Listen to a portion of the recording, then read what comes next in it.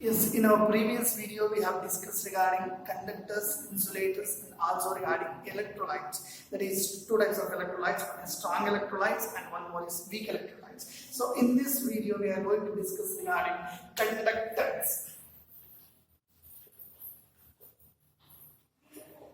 Conductors we have studied, those are the materials which allows the electric current to pass through them. Those type of materials we call it as conductors. Now the conductance it is actually the property of the conductors, that is the property of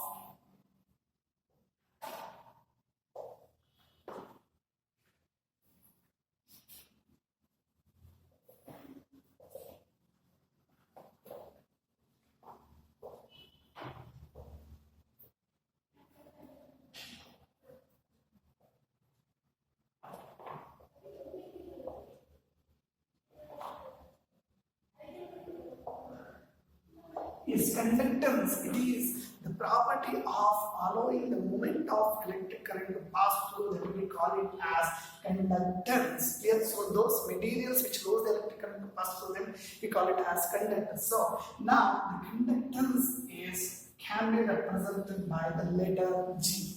So you have also heard about the resistance. Resistance, it is actually the stoppage which is applied to the flow of electric current. We call it as resistance. It is the reciprocal of conductance. The reciprocal of conductance.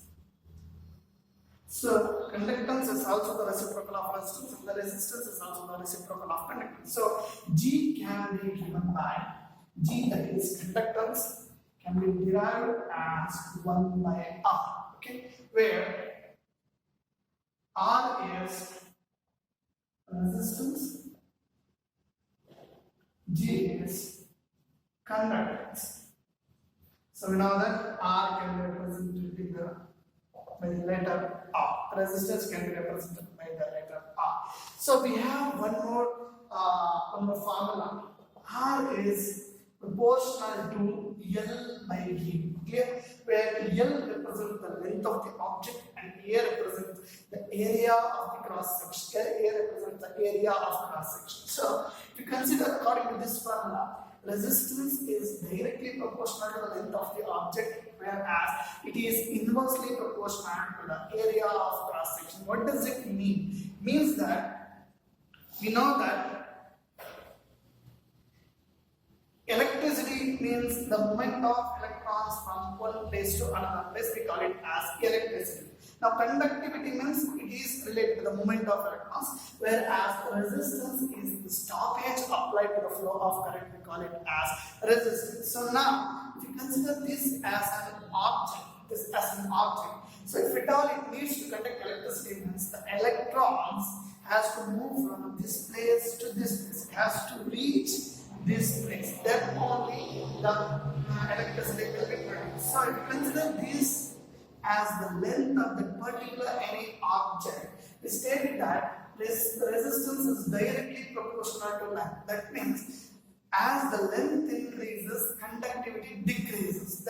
Why it is because, so if the length is more, the electrons need to travel from this place to this place. That means it's a long distance. Whereas if the length of the object is limited, electrons can easily flow from this place to this place. So here the length is less. Length is less in this case. Length is less. So conductivity is very easier. If the conductivity is very easier, then the resistance is very difficult.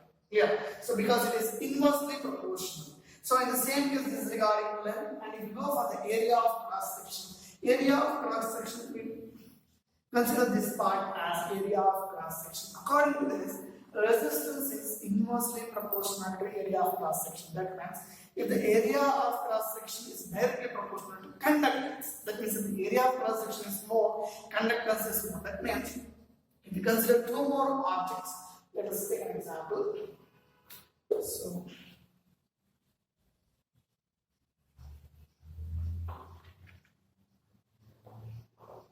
we are looking for the area of cross section now. If this is one object, and this is one more object of the equal length.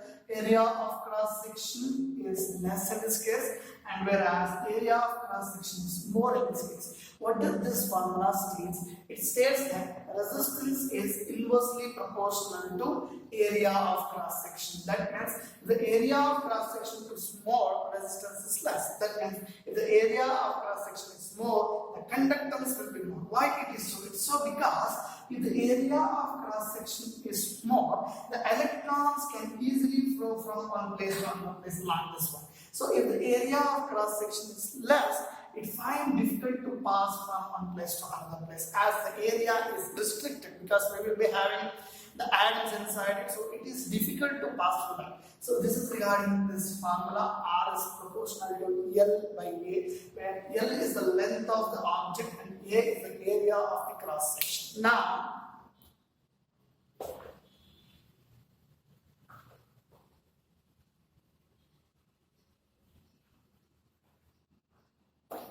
if you consider the SI units of resistance, SI units of resistance, it's a well-known SI unit, that is ohms, whereas conductance,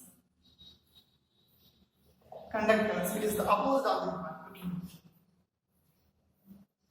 called as Siemens. Is denoted by the letter S. Here, this is regarding the SI units. We just focus on this term. This formula R is proportional to L by A.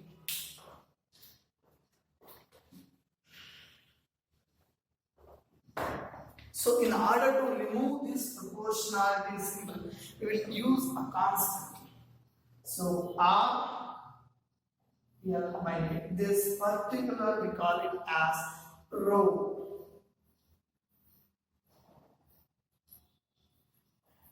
So this is resistivity, or call it as specific resistance. Yeah, this is known as rho, and this is the symbol to represent the resistivity or specific resistance. So what do you mean by resistivity or the specific resistance? So resistivity or specific resistance is the resistance which is applied on an object of length 1 meter and area of cross section 1 meter square. So we have this definition from the pan. So let me rub it.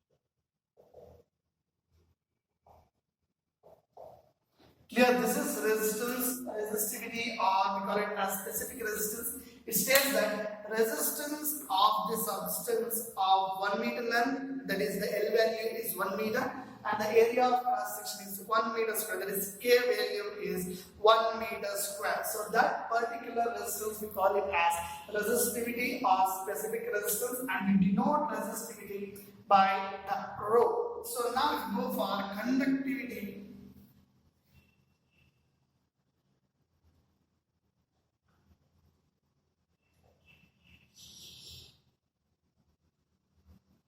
it is denoted by the letter K, that is, it resembles kappa.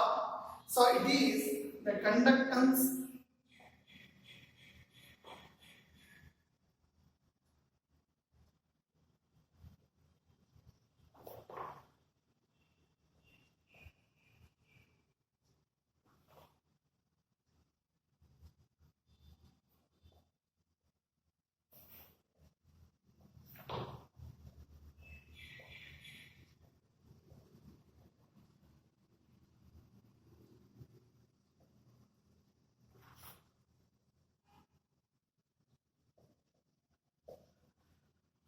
So conductivity or specific conductance is denoted by the letter K. It's known as kappa. So conductance of the substance which is placed between the electrolytes, which is whose length is in between 1 meter, whose length is actually 1 meter, and having the area of cross section 1 meter square. So that particular thing we call it as conductivity, and this is regarding conductivity and resistivity.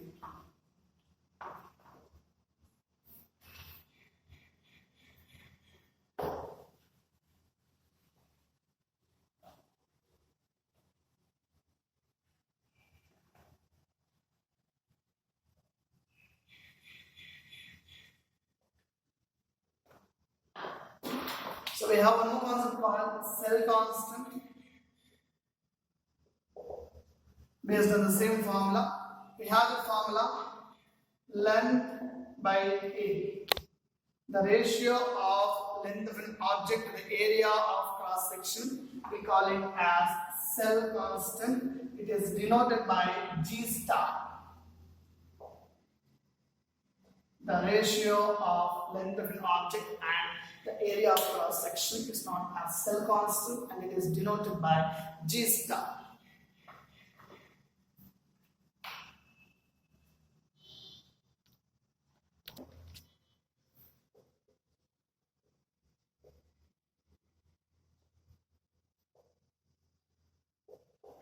The next concept is regarding the molar conductance. You need to be very careful regarding this one. It's because, first of all, let's go for the factors on which the conductance depends on. Clear? So the factors which depends on conductance is, the first one, the conductance is dependent on the nature of the electrolyte.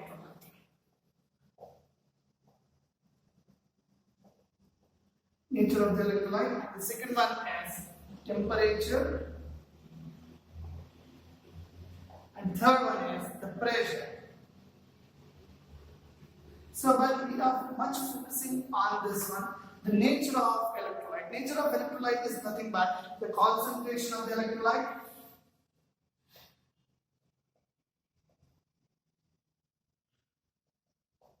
concentration or molarity of the electrolyte. If you focus on that one, only that particular case, that is the nature of the electrolyte.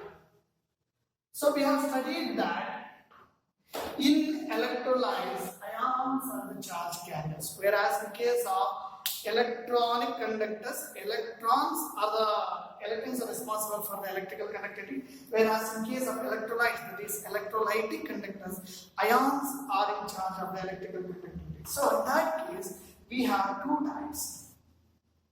One is strong electrolyte, and one more is weak electrolyte. We have discussed regarding this in the previous video. So we focus on this one. Let's take an example. Sodium chloride is an example for strong electrolyte. So it will be dissociated into Na plus and Cl minus. Just observe this one, as it is a strong electrolyte, this will be a complete dissociation. That means 100% of sodium chloride will be dissociated into Na plus and Cl minus. But if you take an example for weak electrolyte, that is, if you take acetic acid, CH3COOH, it will be dissociated as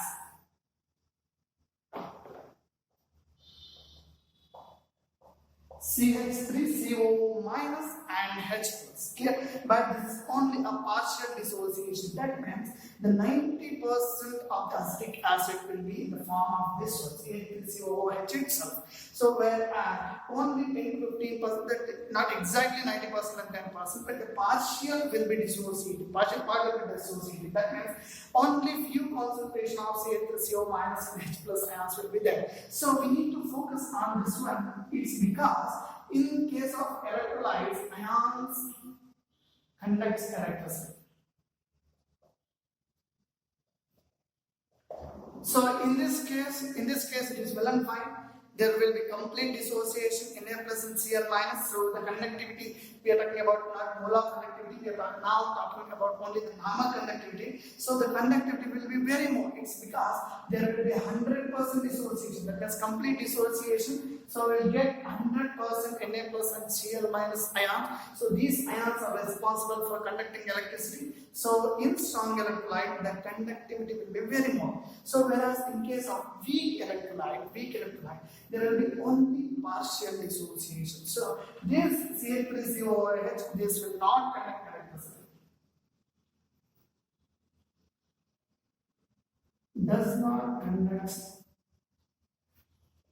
electricity, whereas these ions H plus and CH3COO minus, these conducts electricity. This conducts electricity. This is the reason in case of weak electrolyte. Now we are talking about molar conductance. Let's define this term and then we can relate that into these electrolytes. So molar conductance, it is given by the term lambda. It is represented by lambda and is given by K by C. When K is, it is the normal conductance, and where C is the concentration.